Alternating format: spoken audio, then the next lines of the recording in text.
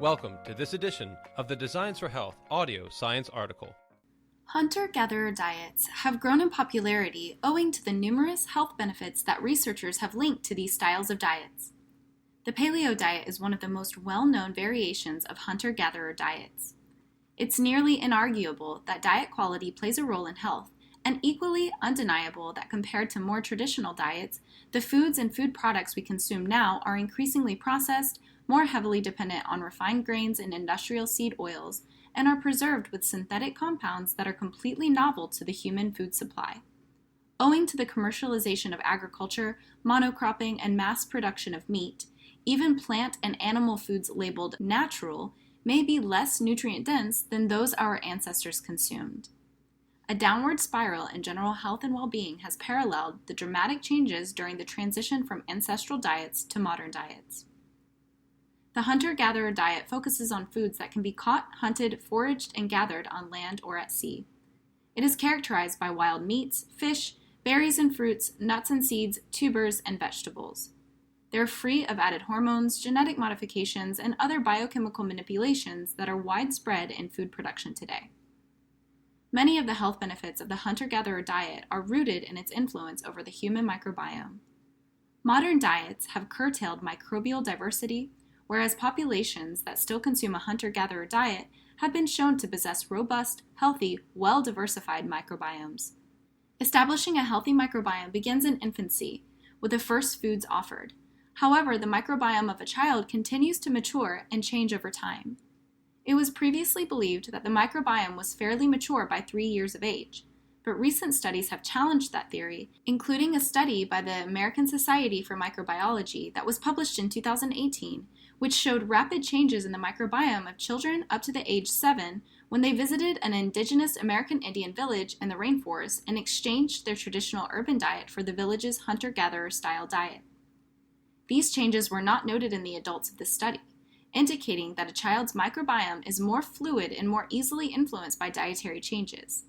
In this same study, after only 16 days of consuming a hunter-gatherer style diet, a survey of samples from multiple body sites, including fecal, oral, nasal, and skin, revealed microbial populations that more closely resembled those of the native village children. A diversified microbiome is important to a child's future health. Early development of inflammatory bowel diseases, or IBDs, including Crohn's disease and ulcerative colitis, as well as colorectal cancer, is rising. In fact, according to the Journal of Immunology Research, the incidence of IBD peaks in young adulthood, and its prevalence continues to rise in children.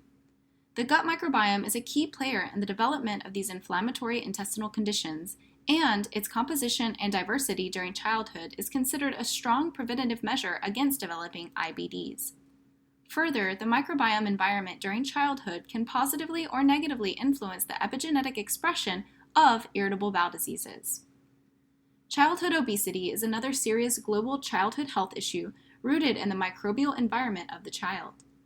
Insufficient microbial diversity in an infant and child's gut alters macronutrient metabolism to favor lipogenesis and decrease normal appetite regulation, and results in low-grade inflammation, all of which may contribute to overweight and obesity.